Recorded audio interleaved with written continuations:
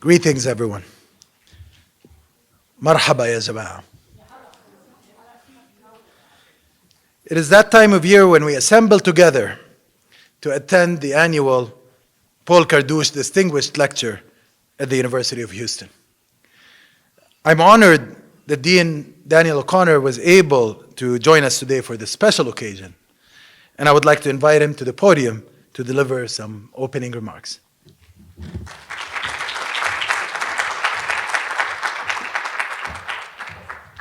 Thank you, Abed, and good evening, everyone, and welcome to UH. The College of Liberal Arts and Social Sciences, that I'm the dean of, that houses history and 13 other departments, and other centers and institutes also. So overall, I have about 21 units reporting to me. It encompasses many academic disciplines spanning the humanities, social sciences, and health sciences.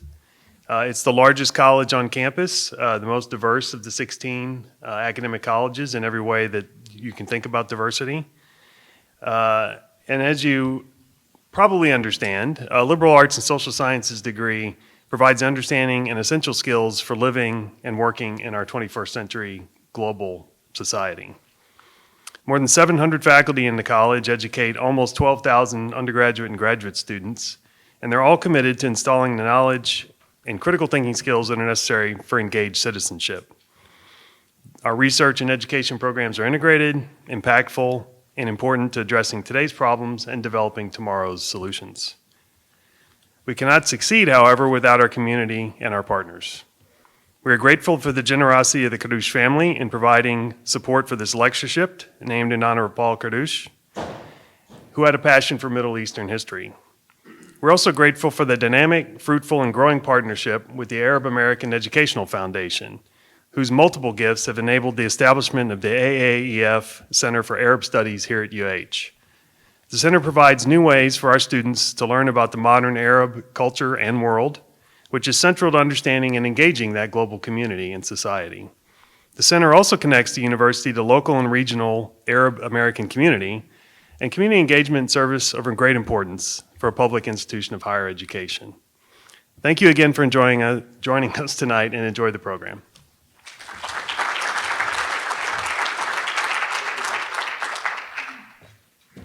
Thank you very much, Dean O'Connor. Now, this lecture, as mentioned by the Dean, was generously endowed by Huda and Michael Kardoush in memory of their son, who left our community way too early in 1997. He was only 25 years old. As we celebrate his memory, we recall the fact that he was an engaged student that aspired to become a doctor of medicine, all the while maintaining a deep fascination and passion for the humanities and the social sciences. He also maintained a strong passion for his roots as a Houstonian of Palestinian and Egyptian descent. Today, we honor his life through attending this annual lecture series that brings world-renowned academics, cultural and literary figures on and of the Arab world to the University of Houston. As we do so, I kindly request that we observe a moment of silence to remember him and all of our youth that have left us way too early.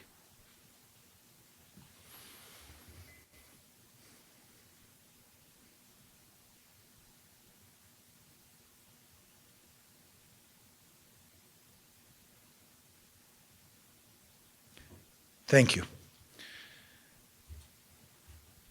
And since we are still at a sad moment, today we also received very sad news at the Department of History, which is strongly connected to this event, which is the passing away of our former graduate administrator, Daphne Peter. So I hope also that those that have known her will keep her in their thoughts. She was a wonderful colleague, and we've worked with her for many, many years. And I hope that people will also honor her memory in the coming months and years. On a more joyous note, please afford us a moment to welcome Huda and Michael. Will you please stand up, Huda and Michael?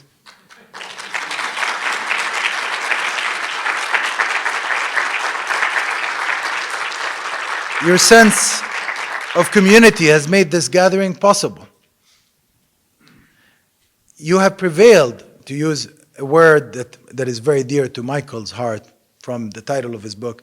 You have prevailed against adversity by persisting, by working very hard, by believing, and by creating this sense of community and committing your time, resources, and energies to it. I really appreciate that because we all live this life in different ways, and I've seen many people living their lives in different ways. The way you conduct your affairs, live your lives, is beautiful.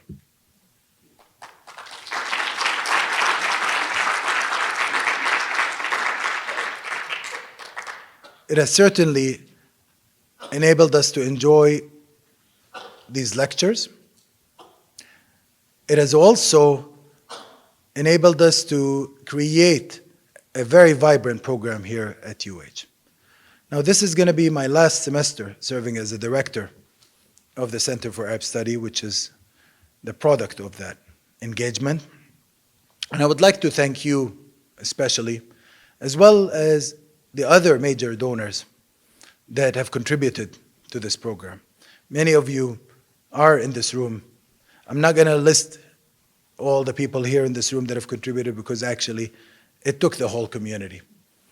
But I would like to especially single out Mohammed and Joyce. Please stand up.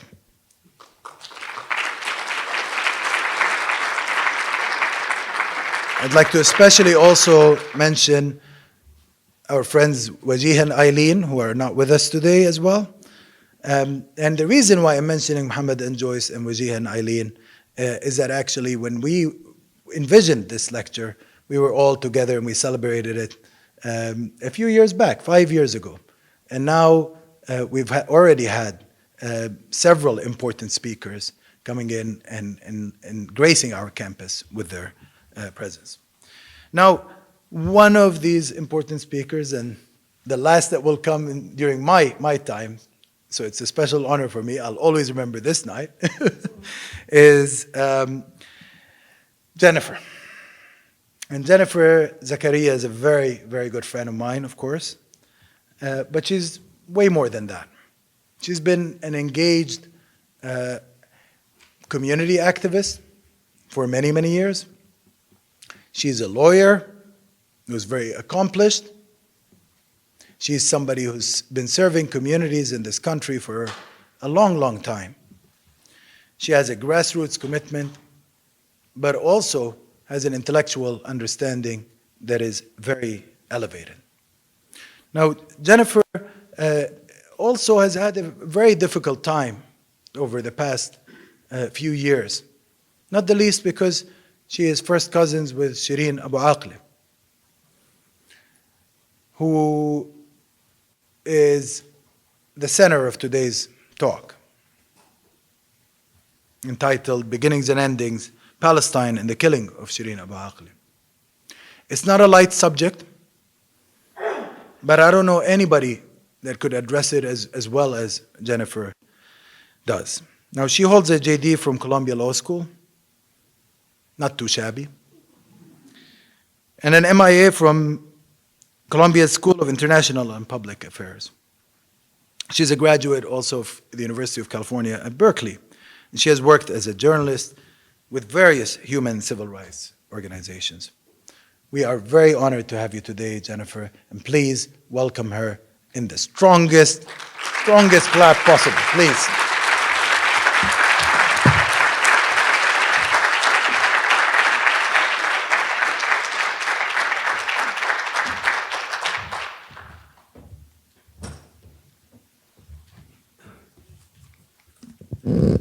Hello.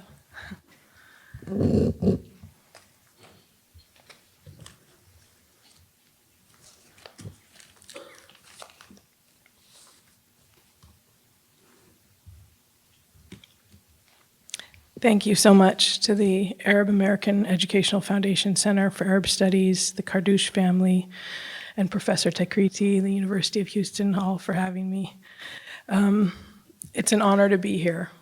I am especially grateful to be given another platform from which to speak about Shireen, so that we can continue to talk about her and attempt to fill, in some small part, the enormous void created when her life was cut short so cruelly almost 17 months ago. In the course of preparing for this evening, I found myself, as I do sometimes when the reality sets in again that I can no longer call Shireen and hear her voice, wanting to watch some of her reports or interviews. Before May of 2022, I did this at times with her live reports during particularly dangerous moments to make sure she was safe. Since then, I sometimes do it to see her alive and animated. A small gesture, a laugh, or her phrasing of an answer triggers the way I remember her: vibrant, funny, charming, lovable. But this time, instead of doing a search for my favorite interviews with her as I usually do, I entered Shireen Abu Akleh in the search engine field, and a long list of links to videos and articles came up. All of them, as far through as I could stomach to go, were about her killing and the aftermath.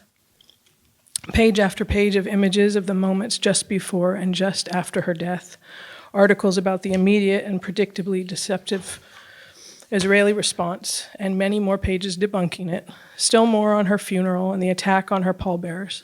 There were also links to reflections on her life and the tragedy of her death.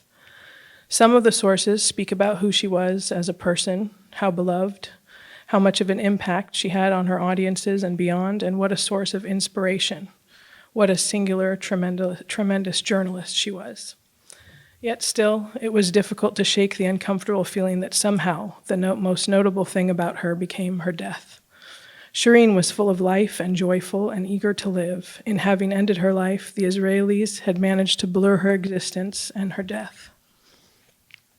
We know already, and all too well, how the Zionist narrative seeks to deny our origins, specifically to claim we lack history or identity, and then to supplant ours with theirs in historic Palestine, to create a narrative that entitles them to the land while disinheriting us from our land, our identities, and our history.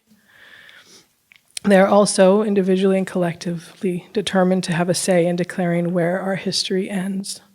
The settlers and even some government officials speak often about it. They talk about a second Nakba, killing us all, cleansing Judea and Samaria, as they speak explicitly about their perception of us as inferior.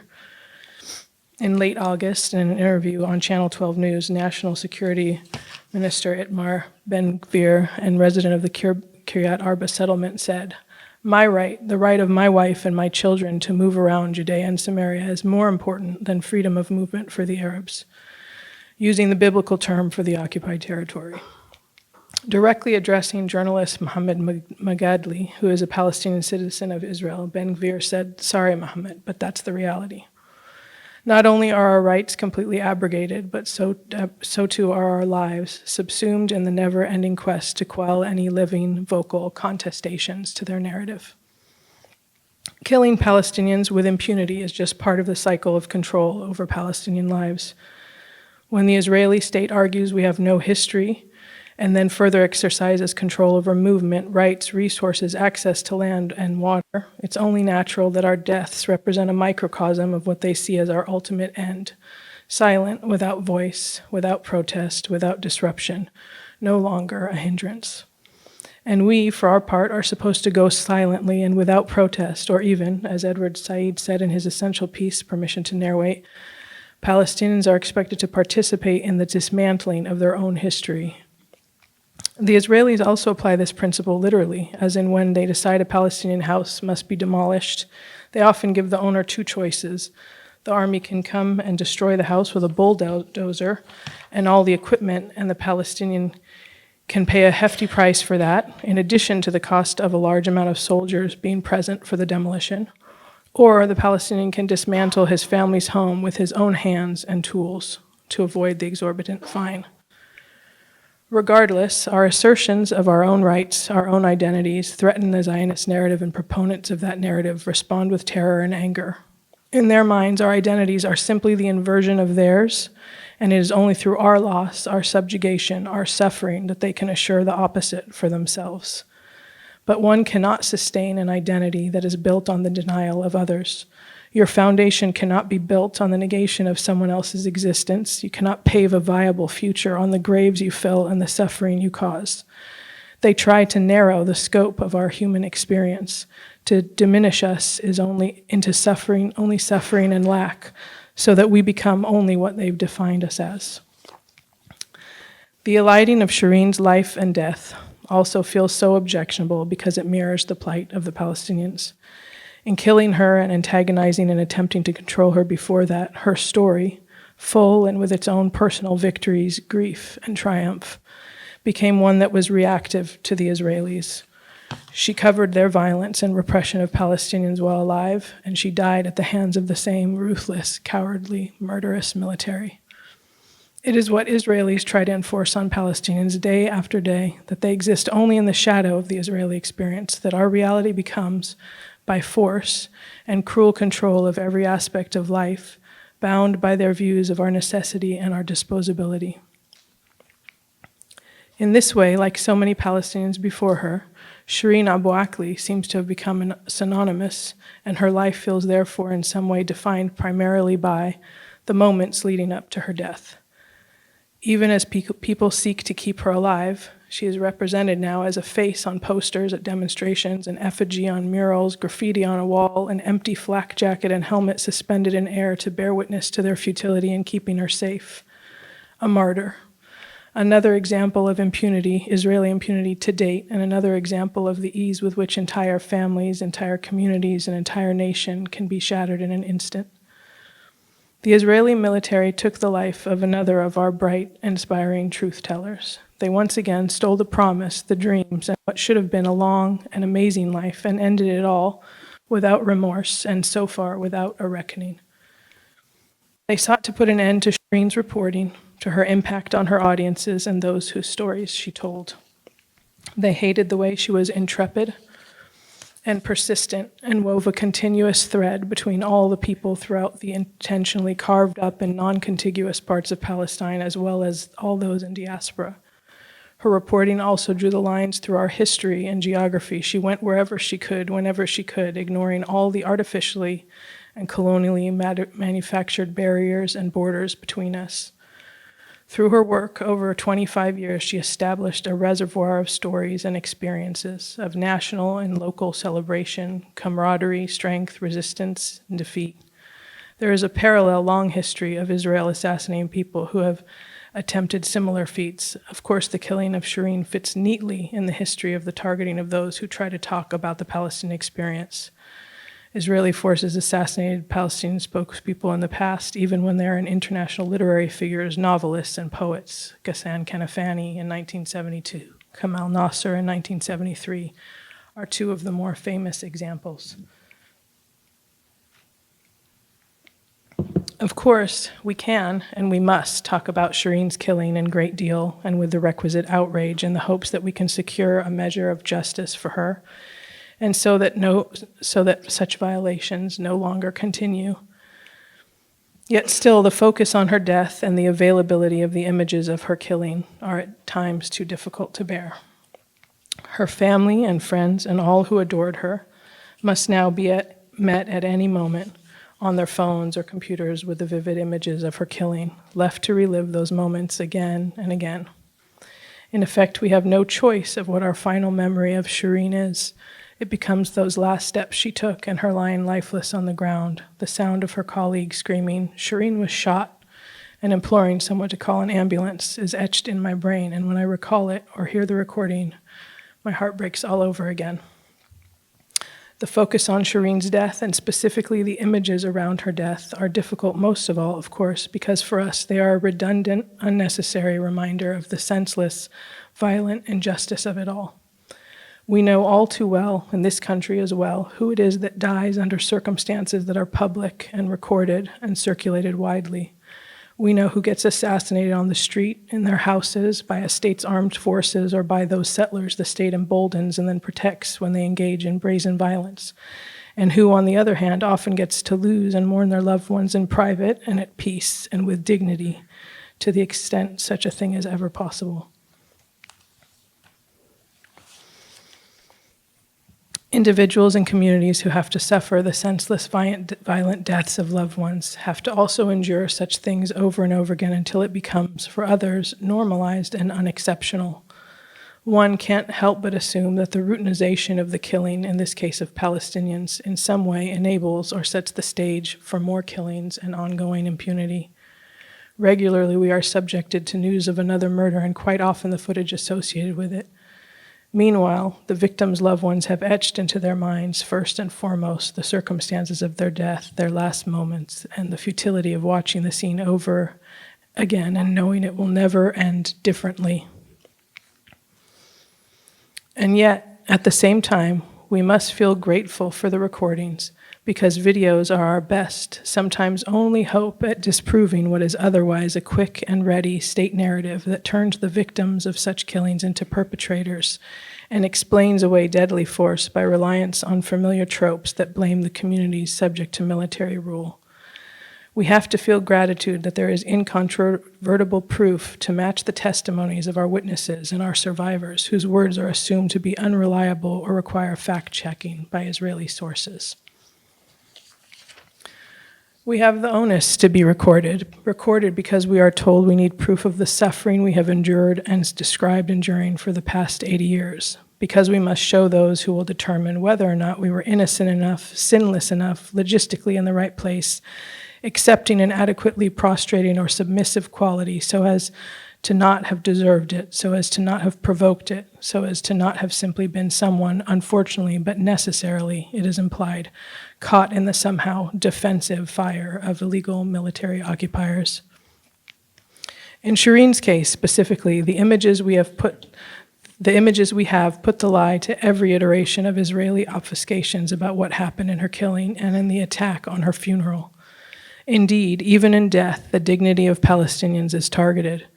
In the actual trauma of the tear gas, batons, and aggressive police presence at Shireen's funeral, her niece Lena remembers sitting in the hearse trying to touch her aunt's casket and being unable to because it was covered by shattered glass from the Israeli officers having just broken the window of the car, trying to grab and confiscate a Palestinian flag. What's more, and critical to our understanding of how the attempt to dictate and control Palestinian lives and bodies persists even after death, when the occupation forces attacked the mourners and Shireen's casket almost fell, Lena's greatest fear was that they would confiscate the casket and withhold Shireen's body from her family for burial. It is estimated that the bodies of around 150 Palestinians have been withheld by the Israeli military from their families since 2015, in a practice authorized by the Israeli Supreme Court in 2019, with the goal being that they can be used as bargaining chips in any future prisoner exchanges. The indignity and trauma of the whole event was such that Lena always says that Shireen was killed twice, once on May 11th and again 2 days later at her funeral. Through her reporting, Shireen was known and loved all over Palestine and throughout the Arab world. She often met people during the most difficult times of their lives, after losing loved ones to military invasions or airstrikes, while living under siege and while under attack for performing normal daily activities, like traveling from one part of town to another through checkpoints or attempting to pray. She also covered stories that put her in proximity to people celebrating and persevering, including stories about the life and death of the singer Reem Benna, who passed away after a long struggle with cancer, the enduring role of the popular arts troupe, the growing phenomenon of people in Palestine exercising in public as a pillar of a healthy lifestyle, Karim Aboud, the first female photographer in Palestine, and the annual Palestinian Marathon. Her work ethic was also legendary. Walid al-Amri, her bureau chief at Al Jazeera, said, roughly translated, "She was akin to the ruler by which I measured everybody here morally and professionally, including myself. She left a huge hole, emptiness. It would take a whole team to replace her." I have had people tell me, implicitly or explicitly, that one of Shireen's most significant contributions was that she humanized the Palestinians. This has been said both about the fact of her death and in regards to the substance of her work. The former meaning that people felt the human loss when she was killed, the latter being that she humanized Palestinians by reporting on their lives and suffering and brought texture and nuance to an otherwise simplistic, homogeneous set of images. The implication being here is that she was like us because she loved to laugh and enjoy herself, because she was educated and spoke several languages, because she was a US citizen, because she wanted to live.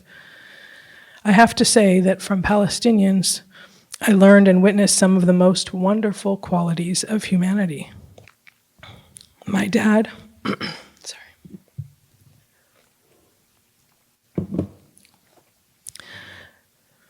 my dad, my aunt, Shireen's mom, my uncles, and my grandfather. The stories my dad told me about his mother and grandparents. The people I met when I went back during the first Intifada and after. Shireen.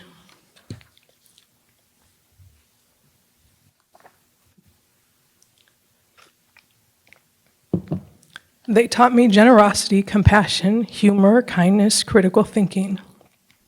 They also taught me about optimism and hope in sometimes impossible situations, and strength and perseverance, and I reject the notion that we need to be humanized. In fact, people who view Shireen and her contributions like this have actually missed the critical lesson that her life and work actually taught us about what it is to be human.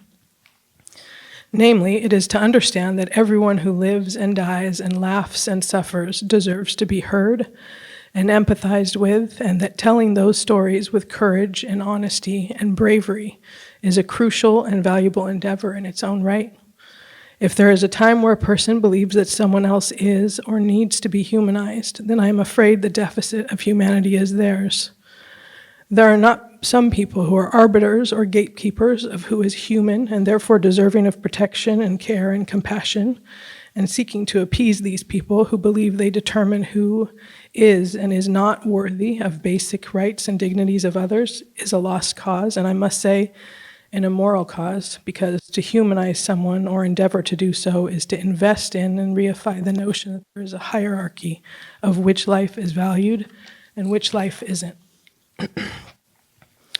When Shireen was last here, we talked a bit about taking care of our health. She discussed the measures she was taking to improve her health. She lost both her parents young and was acutely aware of the need to tend to her health to the best extent possible. She was careful also around the pandemic and had been cautious enough to avoid getting COVID, despite doing multiple stories about the impact it had on the local community. But what is referred to as self-care can start to feel like a useless endeavor when life is as precarious as it is for Palestinians living under occupation.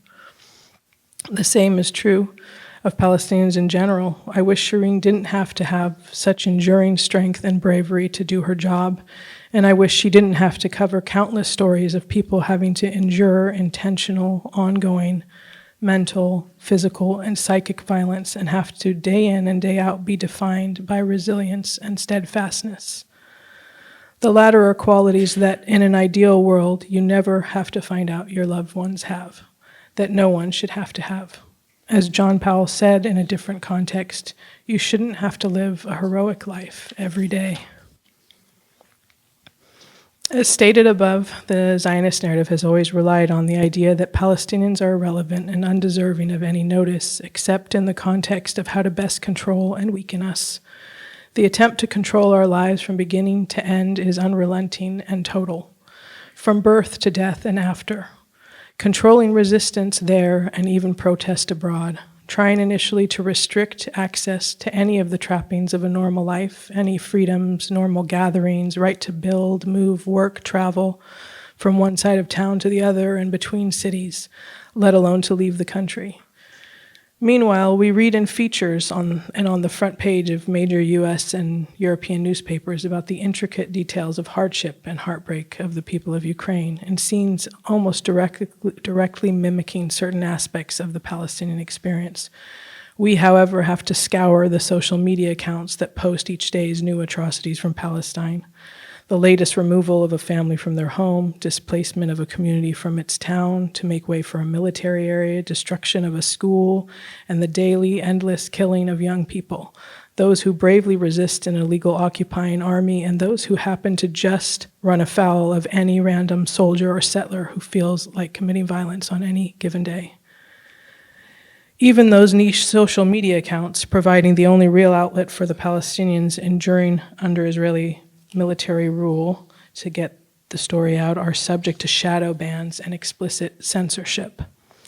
A 2022 study by the Palestinian NGO SADA found that in the first half of 2022, there were around 425 instances of censorship of pro-Palestinian content on Facebook, Instagram, Twitter, TikTok, and YouTube. Further, algorithms put in place by tech companies routinely censor material containing the Arabic words for resistance, martyr, occupation, Jenin camp, etc. This is but one example of many instances on cracking down on speech and the ability to spread accurate information. I wish I had my cousin back. I wish it was an impossibility for a journalist in press gear doing her job to be targeted. I wish that she didn't have to be in a refugee camp covering yet another military incursion and yet more Palestinian lives lost to resisting occupation. I wish that she could cover the types of stories that indicate freedom for Palestinians and that Palestinians didn't have to always demonstrate their strength and courage, that we didn't have to live every day as a testament to how much loss and suffering can be endured, and that our stories could be ones of triumph and freedom and mundanity and ease. Then my cousin would be here, and so many other families would be complete instead of marred by countless losses. The posthumous scholarships and awards, memorials, scholarship, and art and demonstrations in Shireen's name are beautiful and appreciated. They keep her memory alive. But at the end of the day, we lost Shireen. She will not come home to us again, as is true for countless other Palestinians and their family members. Neither the morality of their existence nor the immorality and injustice of their killing eases the grieving. The fact that there is a collective suffering, a collective mourning, an ongoing collective series of lost loved ones, of freedoms, of rights, does not lessen its individual impact. At the end of the day, families are made incomplete, friends are bereft. So although we resist the ability of the Israeli military to write our collective ending, the individual ones have been brutal and heartbreaking and unfortunately permanent. And increasingly, the Israeli state stands for exactly that: how to end things, how to destroy them, how to master domination over others, how to manufacture defeat and acquiescence. Israeli leaders, settlers, and apologists cling to hatred and racism and ideological supremacy to justify and inspire violence against us. We have to make these points repeatedly because they come in a context in which the Secretary General of the United Nations, Antonio Guterres, said last month that Palestinian armed resistance is futile and that they should adopt the non-violent ways of Gandhi. This is a frequent message sent to the Palestinians, and I am sure many of you have heard it. So surely nonviolent resistance is acceptable, except of course it isn't either, as the 38 US states with some sort of anti-BDS laws prove. We also see the relentless push for governments and universities to adopt the International Holocaust Remembrance Alliance definition of anti-Semitism, not as a genuine attempt to deal with the dangerous phenomenon of right-wing anti-Semitism, but as a blow against non-violent Palestinian activism. The UK is a case in point, as in 2020, the education minister threatened UK universities with funding cuts if they failed to adopt the IHRA definition. A recent report by 2 European groups shows that that move has led to some 40 allegations of anti-Semitism related to pro-Palestine advocacy, with 38 having been cleared and none proven.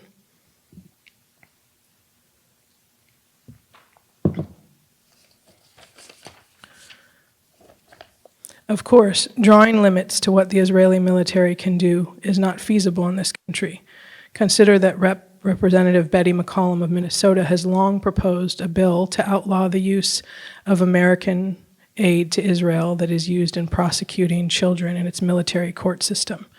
Israel is, after all, the only country that prosecutes children in a military court system. The bill has never advanced or ever attracted more than a handful of sponsors. At some point, when you lose so much, when you experience so much grief, does the loss come to define you? Do you begin to be the embodiment of what has been taken away? the sum of all the absences, all that is missing, all that used to comprise your foundation?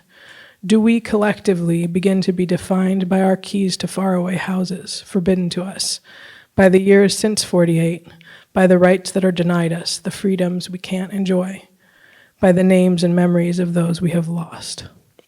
But we are so much more than our losses.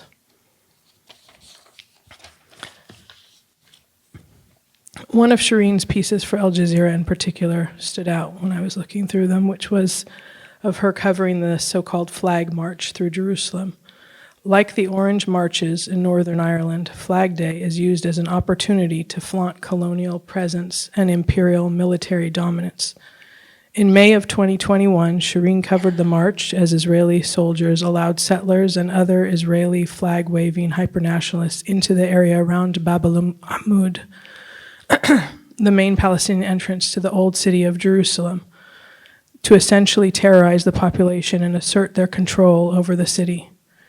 In watching her report, this was perhaps the only time I have heard her become audibly emotional on air, which is an incredible feat given the atrocities she had witnessed and reported on. Almost a year after that report, at Shireen's funeral, Palestinian flags and Palestinians marched, not to be denied, in a funeral procession for Shireen that turned the streets of Jerusalem into a collective Palestinian commemoration, a type of joining together of people that is consciously broken up at every opportunity otherwise. This was an act of defiance. The Israelis tried to assert dominance over every aspect of the day of the funeral, from trying to prohibit Palestinian flags from being raised, restricting the number of people who could attend, insisting Shireen's coffin be driven in a hearse, not carried in a procession. This was an instance where the sheer will and determination of the Palestinian people in wanting to come together to say goodbye to Shireen and provide her family comfort and solace, and register their sorrow and anger at the loss of another beloved Palestinian, triumphed over even the most draconian of measures. I would like to take out another opportunity to express my gratitude to Shireen and to all the journalists, medics, writers, teachers, students, and all those who resist in whatever ways possible in spite of incredible odds against them and merciless force, and who do not succumb to external definitions of who we are and what we are capable of every day and despite constant pressure. I don't want to stand in front of you today focused only on the cruelty, only on the losses. In the movie As Good as It Gets, Jack Nicholson and Helen Hunt are having a conversation about the challenges he's facing at one point, and he turns to her and says, "I'm drowning here and you're describing the water. I'm not here to just describe the water." There are a lot of cliches about hope, but it is the opposite of despair and the antidote to surrender. So, in honor of Shireen and her optimism, I will finish on a positive note. I believe that there are sources of hope. I will tell you that compared to when I was an undergrad, the political landscape around Palestine is completely different. There are national student organizations, impressive legal and political organizations, the Center for Constitutional Rights, and Palestine Legal, for example, which not only don't shy away from cases about Palestinians, but who have sections or in their entirety exist to address the glaring legal inequalities and injustices for Palestinians in this country and abroad.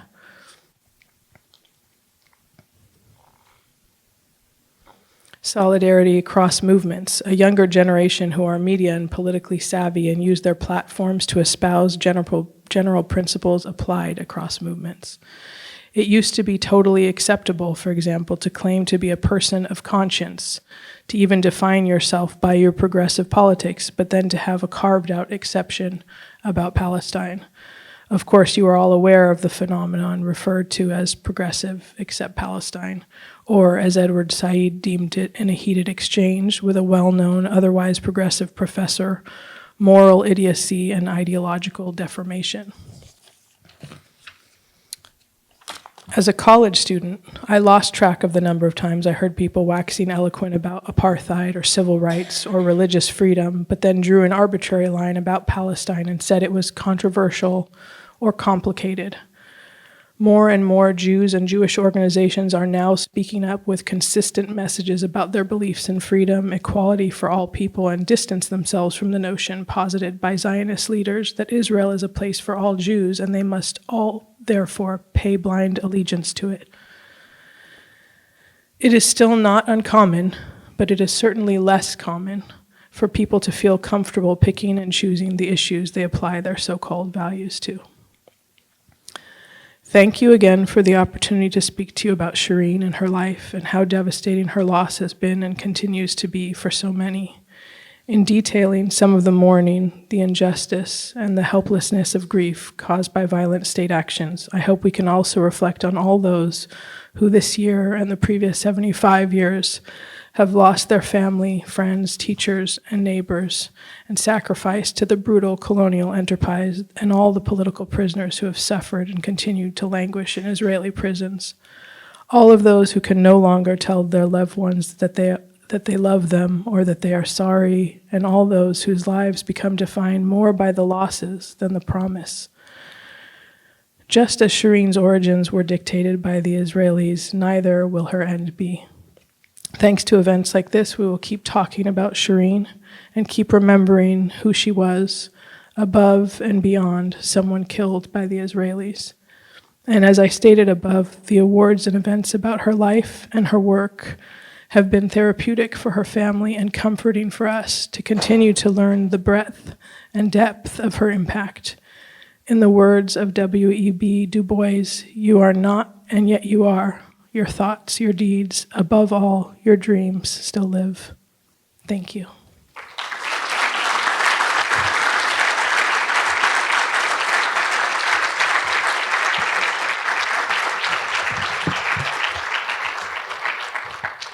This was an incredible talk, Jennifer, and I'm sure that many of us here have questions, thoughts, but I know also that a lot of us will take this talk home, we'll sit on it, we'll think about it.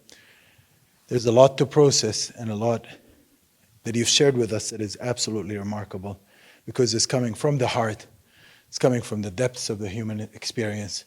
It has a reality to it that can only be conveyed through people who have experienced the tragedy on this scale. So thank you, and thank you also for having a collective perspective.